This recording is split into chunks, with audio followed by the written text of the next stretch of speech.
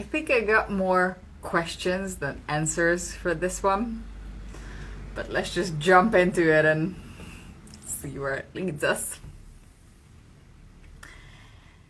The reversal of reciprocity shows itself as a hero complex in the face of genuine connection. Hello, gorgeous. 120 people are sitting in neat rows, eyes closed, fairly quiet. It's a secular self-development class. The woo-woo shall be left outside the door. She's making us aware of fear, like painfully aware. How much we're scared of each other and society in general. We want to look good, say the right thing, behave in an acceptable way, simply because we're terrified of judgment. She also says that fear could end here. Everything we've ever held back, just leave it all on the floor, right here now. So there's no shame, no blame inside us, no motivation to be judgmental, therefore no expectation of others' constant judgment of us.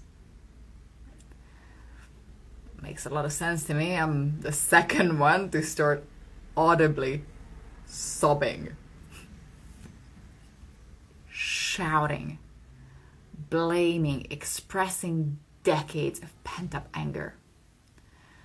I believe she's right about everything, but the room is surprisingly quiet instead of getting livid with primal screams.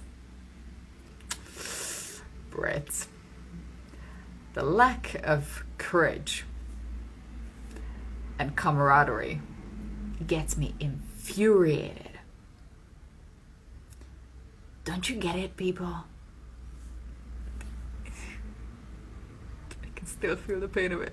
Don't you get it, people? You do not have to live with pain. You do not have to suppress it. Just feel it right now and be done with it. I can help it. Still with my eyes closed, I stand up and address the room with something along the lines of, this is your chance. Fear is bullshit. You can leave it behind, but we all have to do it together. That's the point.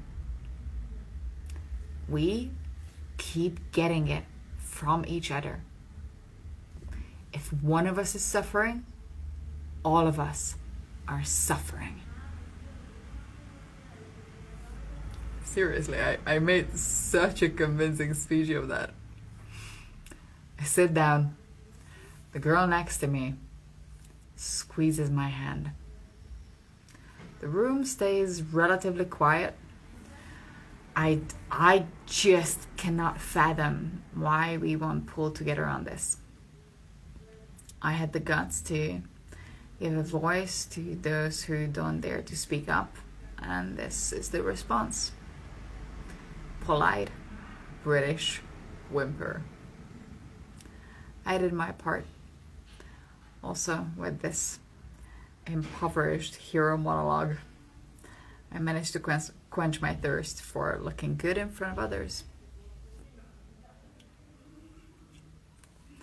A part of me stood up there because I wanted to stand out. But there was really a part of me who just couldn't handle it anymore, how little we care about each other. Today I genuinely have more questions than answers. I'm at a stage of my life when I'm just not quite sure about things anymore. I really try to convince myself that there is a purpose to all this, that there is a meaning behind all this. But for the past couple of days, I've seen reflections from you guys. I've seen feedbacks. I've seen stories that are somehow showing me that we're all in a very deep state of anxiety, depression, on the borders of giving up. And at this point, I'm just hoping that I have the answers. And I'm really hoping that the answer is to pull together and create something that can be more than just the sum of individual particles. I'm really hoping that if we realize that we do have more in common than what separates us, then it can be just a stepping stone, just a baseline for us to develop our individual skills and talents. We're not going to agree on everything, but there's such a value in reciprocity. When we appreciate each other, when we see that just because we have slight differences, we have so much in common. And we feel each other so intimately, even if we try to close ourselves off from the feelings, sensations, frequencies, noises of others. There is something intimately ingrained in us that wants to connect, that wants to be on the same page, that wants to share. And just by sharing the same space, sharing the same living space, sharing the same thoughts, the same time space, we are exchanging energies that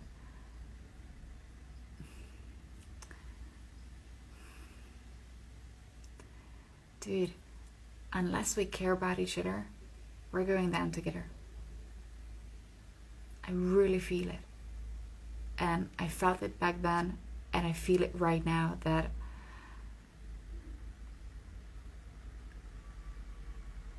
the individuals who feel, who dare to feel, who take the responsibility to feel, will sacrifice us. You know, we'll just go, whatever you want, guys. We will just go with the group thought, the group feeling. And if the collective feels like that we just give in and give up, and we would rather choose staying together than sticking out. And it's not healthy, it's not good for any of us. And for the ones who do care and deeply feel for the collective, it's really tough to stay connected to the real reason why we're here.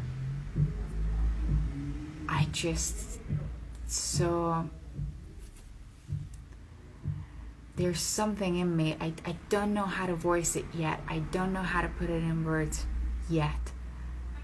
Back then, I just genuinely, it was a room full of British people. And all of us, closed eyes, were just kind of quietly whimpering. Some of us are sobbing. Some of us are audibly crying. And I stand up, still with my eyes closed. And I just really wanted to convey that if one of us in this entire room feels like shit, then we can all feel it. That's how much we are responsible for each other. And we don't want to take that responsibility. We don't want to stand up for each other. We don't want to consider that we have an impact. But we exist in context. We live our lives through how we are perceived. We form our identities through the feedback that we get from each other. And it really means something to us when we are validated by others. I'm going to keep it short today because I really don't have the answers for it yet. But I've been feeling it for maybe about 2 weeks now, that the few of us who at some point took on the job to care, to feel, to process emotional karmic debris,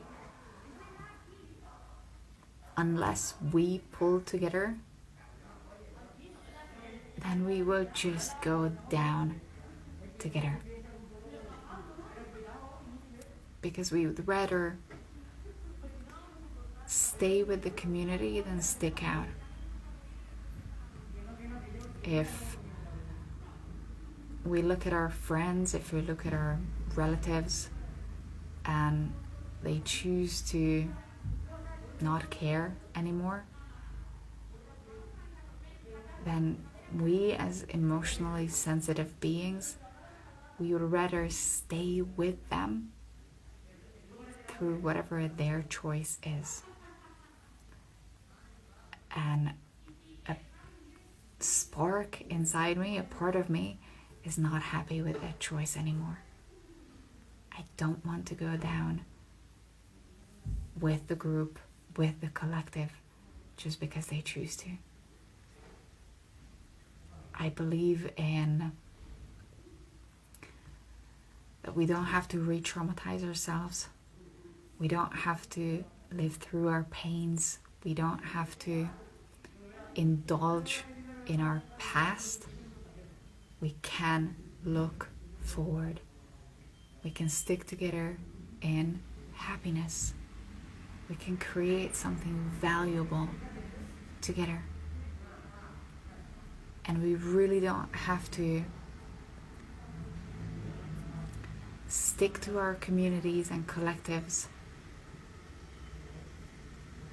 We can find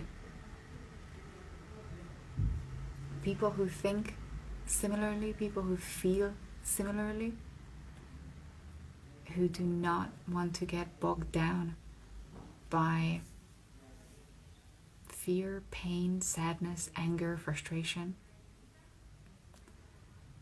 but who genuinely want to create, generate, feel something that is more authentic, something that is closer to our hearts. And I do want to create spaces for those beings who have been choosing to cave in, who have been choosing to have no personal boundaries and just give in for our families, for our friends. And now we might see that it's not healthy for us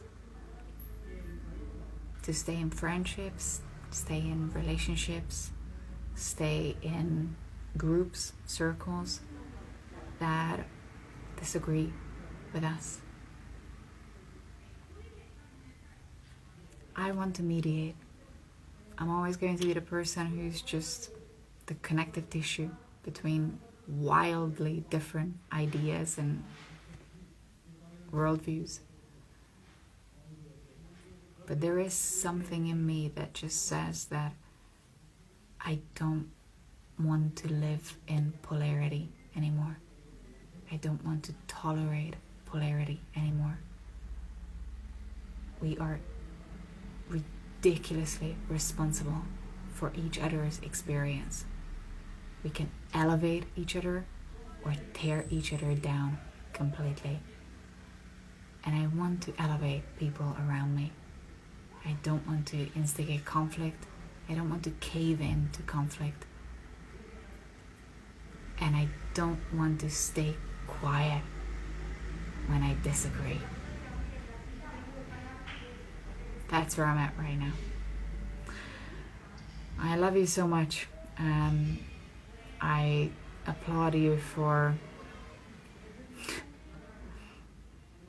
just having the courage to come in here, have a body, have a physical experience, have a dense perspective on how it feels to have this much conflict, how it feels to have this much forgetfulness.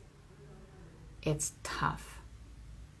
And for those of us who just want to stay in peace, who just want to go home, who just want to find a collective or a place where we belong, I want to encourage you to stick together.